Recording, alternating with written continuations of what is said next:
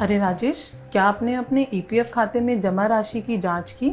नहीं, ये ईपीएफ क्या है? क्या आप मुझे समझाने की मदद कर सकती हैं? साल 1952 में भारत सरकार ने सामाजिक सुरक्षा देने वाली भविष्य निधि योजना की शुरुआत इस उद्देश्य से की थी कि संगठित क्षेत्र में काम करने वाले लोग नौकरी से रिटायर होने के बाद भी आर्थिक रूप से सुरक्षित रहते हुए खुशहाल जिंदगी जी सकें। इस योजना को लागू करने के लिए एक कानून बनाया गया जिसका नाम है कर्मचारी भविष्य निधि और विविध प्रावधान अधिनियम 1952। ये कानून कर्मचारियों के अधिकारों की रक्षा करने के साथ ही इसका उल्लंघन करने वाले नियोक्ता के खिलाफ कार्रवाई भी करता है। जम्मू कश्मीर और लद्दाख समेत पूरे देश में यह कानून समान रूप से लागू है। आइए जानते हैं इस अधिनियम के तहत आखिर वे 3 कौन सी योजनाएं हैं जिनसे आपको लाभ मिलता है और रिटायर होने के बाद भी आप आर्थिक रूप से मजबूत बने रहते हैं। पहली योजना है कर्मचारी भविष्य निधि योजना यानी ईपीएफ। इसमें आप नौकरी करते हुए भी अपने पीएफ खाते से जरूरी कामों के लिए कुछ पैसा निकाल सकते हैं। मान लो कि आपको बेटी की शादी करनी है या फिर घर में कोई गंभीर रूप से बीमार है, तो उसके इलाज के लिए अपने खाते से कुछ पैसा निकालकर अपनी जरूरत पूरी कर सकते हैं।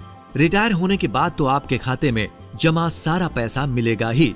नौकरी करते हुए अगर किसी सदस्य की मृत्यु हो जाती है तो उसके परिवार अथवा नामित व्यक्ति को पीएफ का पूरा पैसा मिलता है।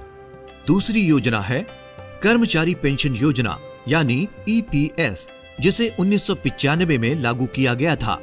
इसका फायदा यह है कि इसमें सेवानिवृत्त होने के बाद सदस्य को हर महीने पेंशन मिलती है।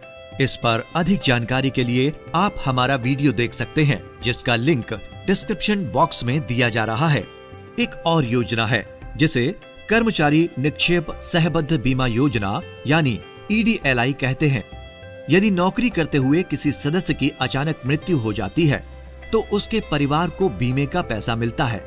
अधिक जानकारी के लिए हमारी पिछली वीडियो देखें जिसका लिंक नीचे डिस्क्रिप्शन बॉक्स में दिया जा रहा है। अब आगे बताते हैं कि ये कानून किन प्रतिष्ठानों या फैक्ट्रियों पर लागू होता है।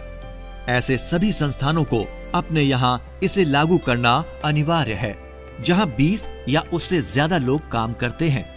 ये उन सभी संस्थानों पर भी लागू होता है जिन्हें केंद्र सरकार आधिकारिक राज्यपत्र यानी गजट में अधिसूचित करती है। आपकी जानकारी के लिए बता दें कि सिनेमा उद्योग के लिए ये कानून थोड़ा अलग है।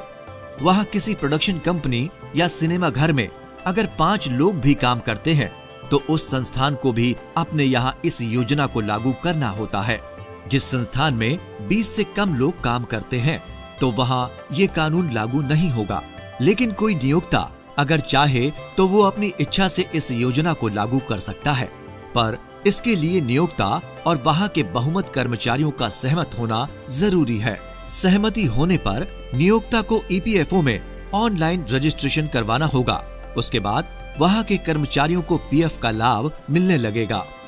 ये अधिनियम ऐसी किसी भी संस्था पर लागू नहीं होता है जो सहकारी समिति अधिनियम 1912 के अंतर्गत रजिस्टर्ड है और जहाँ 50 से कम व्यक्ति काम करते हैं। इसके अलावा केंद्र या राज्य सरकार के उन संस्थानों पर भी लागू नहीं होता है जिसके कर्मचारी सरकार द्वारा बनाई गई किसी भी योजना या नियम के अनुसार पीएफ के हिस्सेदार हैं या फिर वृद्धावस्था की पेंशन पाने के हकदार हैं। सभी नियोक्ता यह ध्यान रखें कि कानून स्वतः लागू होता है। यह आवश्यक नहीं है कि कोई एजेंसी आपको अनुपालन के लिए निर्देशित करे। जिस दिन आपके प्रतिष्ठान में 20 कर्मचारी हो जाएं, उसी दिन आप ईपीएफओ की वेबसाइट epfindia.gov.in पर जाकर OLRE पोर्टल पर अपना रजिस्ट्रेशन कराएं और कोड नंबर प्राप्त कर लें। इस रजिस्ट्रेशन के बाद आप नियम अनुसार अपने कर्मचारियों का पीएफ जमा कराना सुनिश्चित करें। यदि कोई नियोक्ता स्वतः अनुपालन नहीं करता है तो ईपीएफओ उसके विरुद्ध नियमानुसार कानूनी कार्रवाई कर सकता है। जागरूक बने, सतर्क बने, सुरक्षित रहें। जय हिंद।